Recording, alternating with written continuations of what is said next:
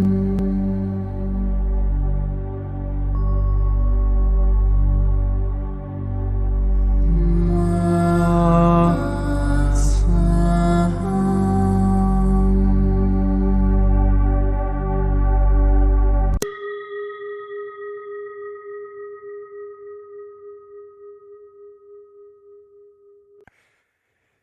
qui suit est la transcription d'un échange entre Mathias de Stefano, désigné ici comme moi, et son soi supérieur désigné comme je suis. Dans cette capsule, la voix masculine incarnera le moi, tandis que la voix féminine représentera le je suis. Cette conversation, intitulée « Suis-je ?», a été réalisée le 10 avril 2021. Parmi toutes ces questions, je crois que chaque explication nous a renvoyé à quelque chose de fondamental, à savoir que la réponse se trouve toujours en soi-même, dans l'esprit qui choisit, dans la perception des choses. Ainsi, tout ce qui arrive vient de moi-même, de moi, de mes pensées, même s'il reste difficile de distinguer l'idée de moi en tant que personnalité et de moi en tant qu'être. Il est fondamental de souligner et de rappeler encore et encore la différence entre ces deux types de moi, l'ego et l'existence de l'essence. À quoi cela ressemblera-t-il ? Comme nous l'avons dit, l'attribut de l'être est l'essence, la qualité du verbe être et exister, essence, es, être, ent, sujet, ia, qualité.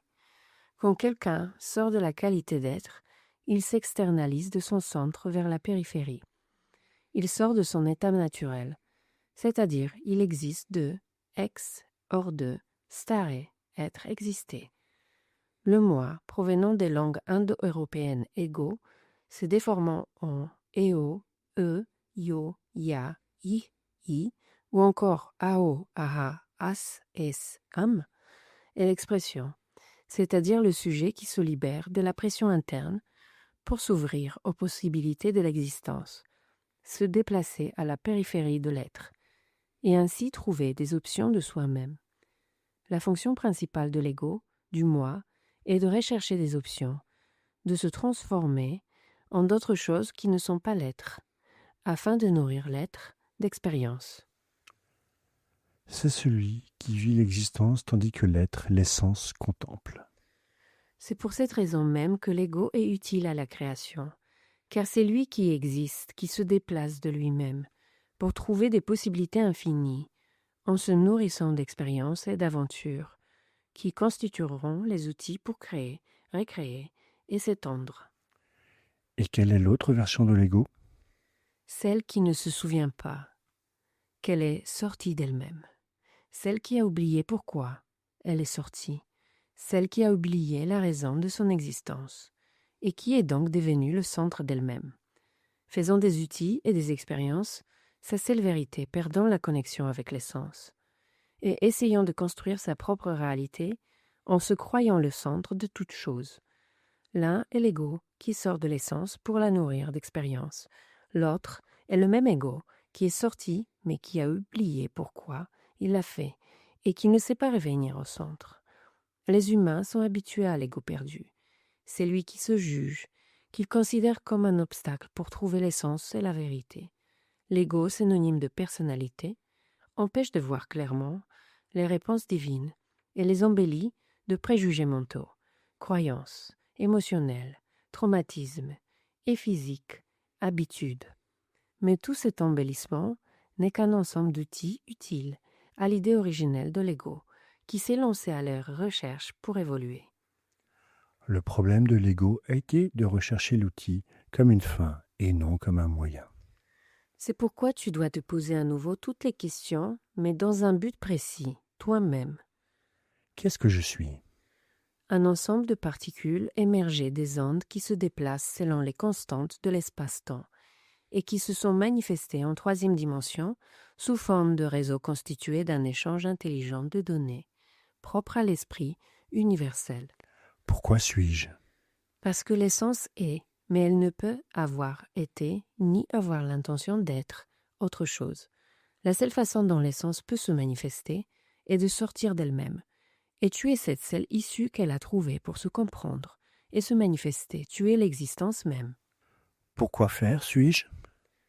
Pour pouvoir découvrir chacune des potentialités de l'existence, pour pouvoir sentir chaque idée devenir réalité, pour sentir chaque énergie se transformer en émotion et en sentiment, pour jouir de chaque manifestation dans le plaisir de l'expérimenter, pour nourrir l'univers de sagesse et pour te rendre capable de devenir un nouvel univers.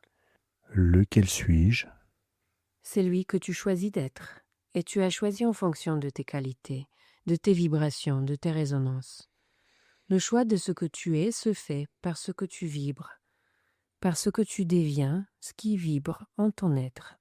Tu choisis laquelle de toutes les options, tu es en fonction de l'harmonisation de la vibration de l'être que tu formes, c'est-à-dire en transformant ton monde intérieur, en changeant d'attitude, d'espace, de relation, d'environnement, de routine, d'alimentation, d'intention, de projet, de chemin. Tu as toujours décidé laquelle de toutes tes qualités tu es. Tu dois seulement te permettre d'accepter les qualités qui sont en toi. Qui suis-je? Tu es le sujet qui observe la création. C'est lui qui détermine la manifestation de chaque particule. Tu es celui qui donne un sens à l'existence. C'est lui qui décide de l'avenir en fonction de son présent. C'est lui qui guérit son passé en fonction de son attitude. Tu es celui qui prend la décision de vivre dans l'inconscience ou dans la conscience. Tu es celui qui s'est lancé dans l'aventure de la vie. Tu es le sujet de chaque objet. Tu es celui qui donne un sens au verbe en action. Comment suis-je? Tous les outils que tu as rassemblés au cours de ton histoire, la génétique, les émotions, les traumatismes, les expériences, la mémoire cellulaire, les croyances, les idées, les préjugés, les sentiments, les attitudes et les aptitudes, tout cela a défini ta personnalité, qui ne définit pas qui tu es, mais comment tu es. Tout ce que tu considères aujourd'hui comme constituant ton être ne le fait pas, mais le façonne pour un moment précis dans un espace spécifique. La manière dont tu es aujourd'hui et ce dont tu as besoin pour ce que tu es aujourd'hui, ne juge pas comment tu es, mais apprends à l'utiliser au service de ton existence et de ta manifestation. Tous sont comme ils doivent être, en fonction de quoi, pourquoi faire, lequel et qui. Combien suis-je? Tu es autant que l'univers a besoin. Tu es autant qu'il faut pour que l'existence soit possible. Ton existence infime fait la différence, car la plus petite des particules de ton corps occupe un espace sacré dans la totalité. L'espace et le temps occupés par tes projections, le poids de ta gravité, constituent la valeur qui quantifie la conscience. Tu es tout ce dont l'esprit de l'univers a besoin pour se connaître.